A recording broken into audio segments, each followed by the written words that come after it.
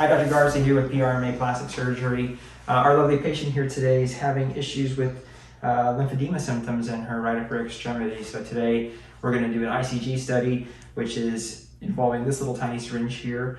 We're going to do small little injections with the smallest needle we have available to us, and we're going to inject in her hand, and we're going to see how her lymphatic channels are functioning. And that's going to give us an idea of what we can do to help resolve her symptoms and improve her outcome here. So we're going to get started here shortly. We put some numbing cream on her hand to help take some of the initial bite out, but this does have a little bit of sting to it. It feels like a little pinch and a burn, and it usually goes away within 15 to 20 seconds, and then we'll start to look at the images here. All right. And let's turn the hand away. So right now we're going to look to see how the ICG is traveling within her lymphatic channels. So we're going to turn our lights down here, and we're going to see, that's good. Let me get this oriented. So you can see the areas that are lighting up, that's where we injected the dye. You can already start to see the linear appearance of a lymphatic channel right in this area here. So we're going to have you open and close your hand, and we're going to see if we can stimulate that little lymphatic channel to start working. All right, go put your hand down. Good. So the lymphatic channels function by having a pumping action, and they usually have between 4 to 6 pumps every minute. So it has this pumping action that helps propel the fluid, the lymphatic fluid, back to the heart. The lymphatic channel will eventually connect to the lymph node basin in the axilla, and then from there it gets transported to the systemic circulation. But when someone's had lymph node resection, those areas become scarred in, and that normal function is disrupted. So there's very slow uptake and squeezing in that lymphatic channel. And I'm very gently touching her skin to get that lymphatic channel to propel that fluid. There it is. There it is.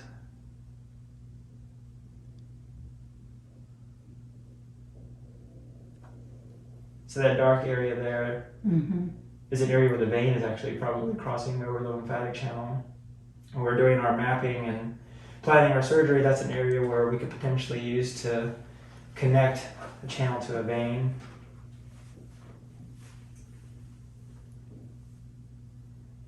And when someone has disease in their extremity with lymphedema, the propulsion and pumping mechanism is also affected.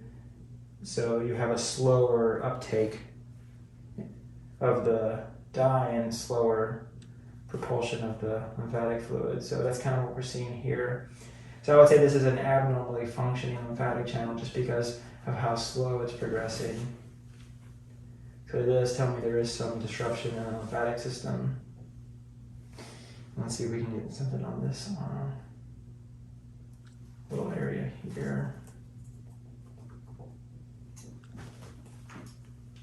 It's kind of staying stagnant, not doing too much. So there's a target that I would say on the dorsal radial, the level of the dorsum of the hand and wrist. All right, turn your hand over. Let's look at the other side, looking at the volar side here. So this is the wrist side. And we start to see some channel here connecting, but we start to see this is what we call the dermal backflow, where you start to have some of that linear stardust pattern where the lymphatic channel is leaking some fluid out. So this is definitely abnormal. This is something that's an indication of lymphedema. A normal functioning lymphatic channel would not have this appearance where you have this spilling of lymphatic fluid outside the lymphatic channel. In a normal, healthy functioning lymphatic channel, you would not see that appearance. So that tells us there is some lymphedema present. As expected, we did expect that.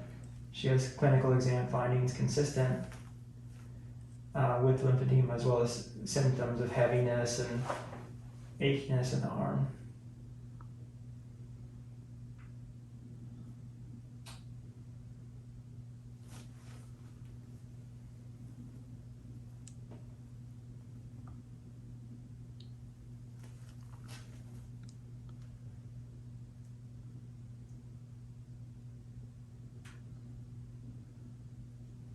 Everything's kind of stopping in the distal forearm.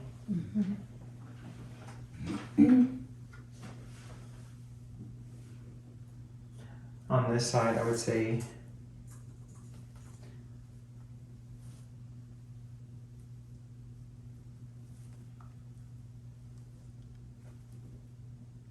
maybe one target channel on the volar ulnar.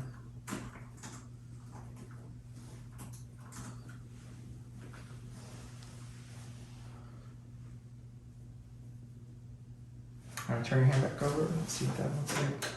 Anything has changed on this side? Not too much.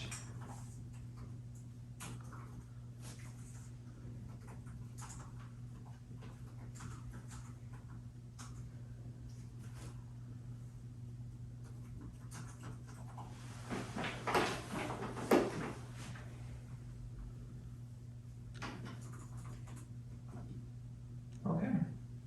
That's it. We can turn the lights back on. So those little areas, I was expecting to find actually more functioning lymphatic channels because, clinically this down here didn't appear too swollen. But so I am always massaging up and stuff. Yeah. I'm constantly trying to work it. And continue to use the Pump. the pump used on the lower setting that we talked about, Okay. but I would start to do the dry brushing. Okay.